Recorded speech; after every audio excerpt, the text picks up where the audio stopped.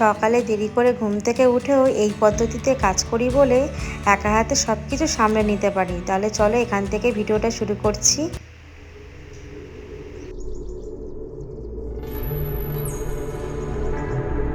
Hello everyone, welcome back to my channel Shiuli lifestyle ব্লগে তোমাদের অনেক অনেক স্বাগত জানাই। তো সকাল দেখো 6টার সময় ঘুম থেকে উঠেই এদিকে জামা কাপড় নিয়ে চলে এসেছি ছাদে।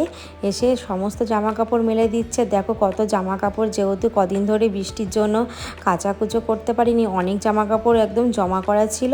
তো এদিকে এসে মেলছি। আর আজকে কিন্তু বিশ্বকর্মা পুজো, হাজব্যান্ড কিন্তু গাড়ির পুজো দিয়ে তারপরে ডিউটিতে বেরাবে। ওই জন্য ভাবলাম একটু দেরি করে উঠি, তবুও 6টার সময় উঠে পড়েছি। অন্যদিন তো 5:30 5টায় উঠি। তো হাজব্যান্ড কালকে বলে রেখেছিল যে আমি একটু দেরি করে বেরাবো, এই জন্য ভাবলাম সকালবেলা ঘুম থেকে উঠে তাহলে পরে আমি রান্নাটা করব, তো আগে এইদিকে বাড়তি কাজগুলো করে নিই। তো এদিকে দেখো সমস্ত জামা কাপড় মেলা হয়ে গেছে, আর কতটা সুন্দর রোদ উঠেছে।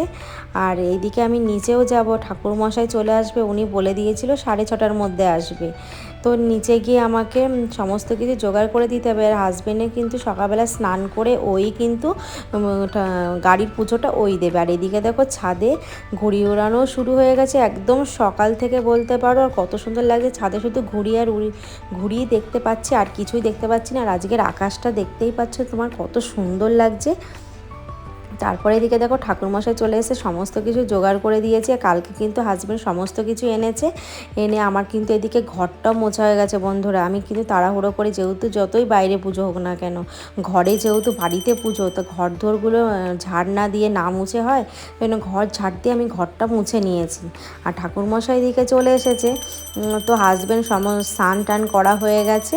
তো এক এক করে আমাদের কিন্তু সব কিছুরই গাড়ির পুজো দেওয়া হবে।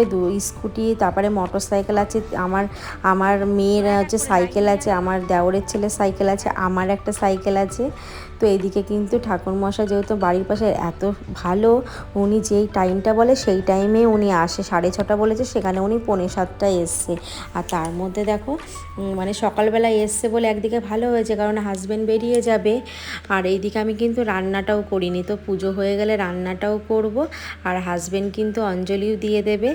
আর এদিকে আমার মেয়ে আর আমার দেওরের ছেলে প্রচণ্ড দুষ্টুমিও করছে। আর এদিকে দেখো আমার বরমশাই কিন্তু শঙ্খ বাজাচ্ছে, ও কিন্তু ভালো শঙ্খ বাজাতে পারে, ওর কিন্তু এই গুণটাও আছে জানো তো। তো যাই হোক, পুরো পুজোটা কিন্তু শেষের দিকে। এবার আমি উপরে যাব, গিয়ে আমি কিন্তু রান্না বসাবো। আর হাজব্যান্ড কিন্তু গাড়িতে, মানে ওখানে গাড়িতেও পুজো আছে সেখানে যাবে, তারপরে কিন্তু খাবার নিয়ে বেরাবে। ততক্ষণ আমাকে বলেছে যে টিফিনটা তুমি করবে।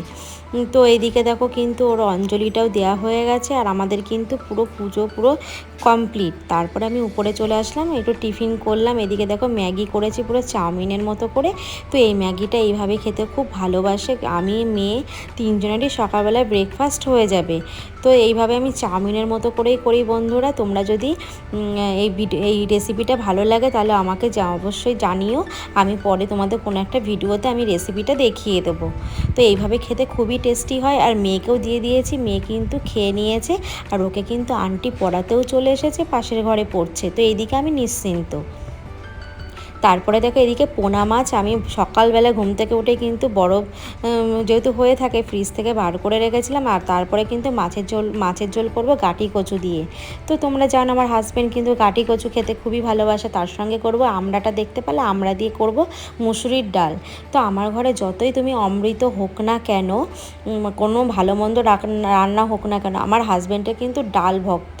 তো আমি কোনো ডাল খাই না, ভালো লাগে না। মাঝে মধ্যে নিরামিষ হলে একটু খাই, কিন্তু ওকে তুমি ওই একটু আলু ভাজা কিংবা একটু ডিম ভাজা দিয়ে দাও, ও ডাল ওটা দিয়েই খেয়ে নেবে, আর কিচ্ছু লাগবে না, মাছ মাংস কিচ্ছু লাগবে না।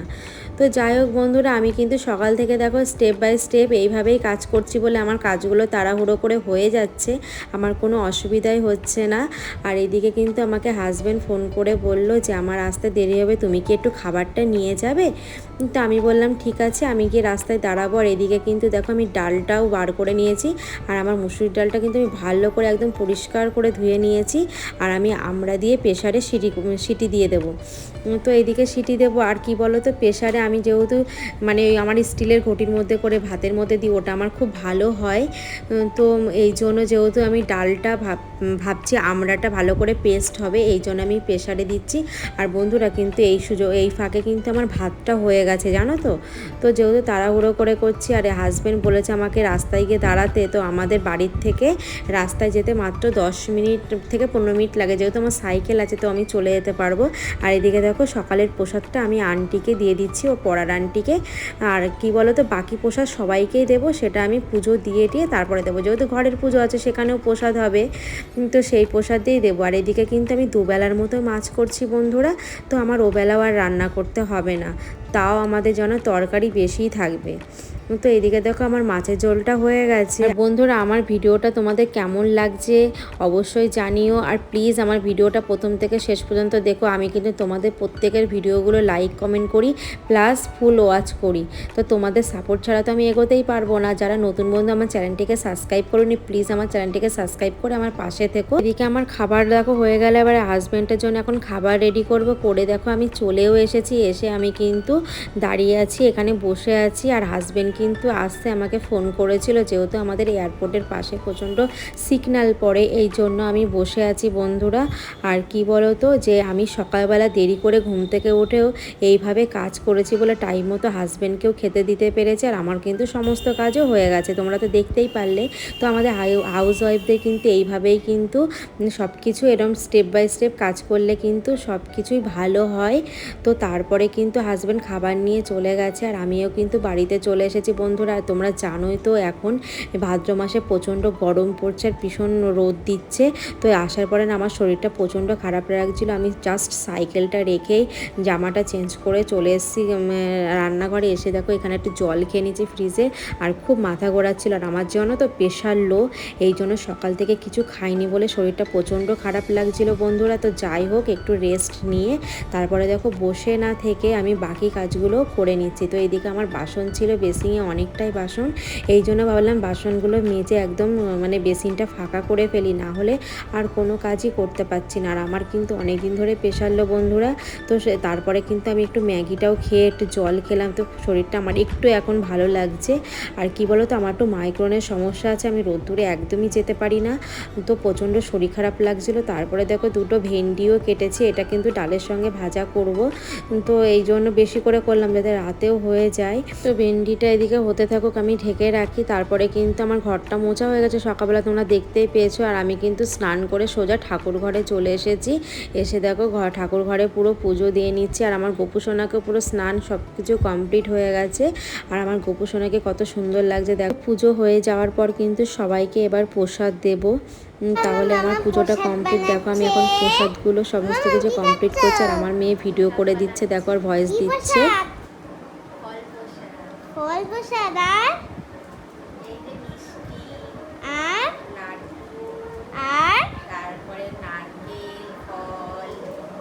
কত কিছু হয়ে গেল তো।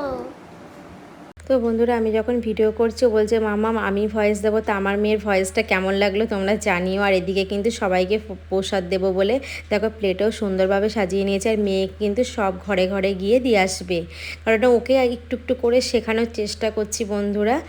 তো তারপরে দেখো এদিকে খাবার বেড়ে নিয়েছি, মেয়ের কিন্তু খাওয়া হয়ে গেছে, এবার আমিও খেয়ে নেব। তো বিশ্বকর্মা পুজোর জন্য চারিদিকে এত পরিমাণে ঘুড়ি ওড়াচ্ছে আর গান বাজছে, মনে হচ্ছে যেন পুজো সত্যিই চলে এসেছে। তাহলে বন্ধুরা ভিডিওটা এখানে শেষ করছি, তোমাদের কেমন লাগলো জানিও, ভালো লাগলে অবশ্যই সাপোর্ট করো, টাটা।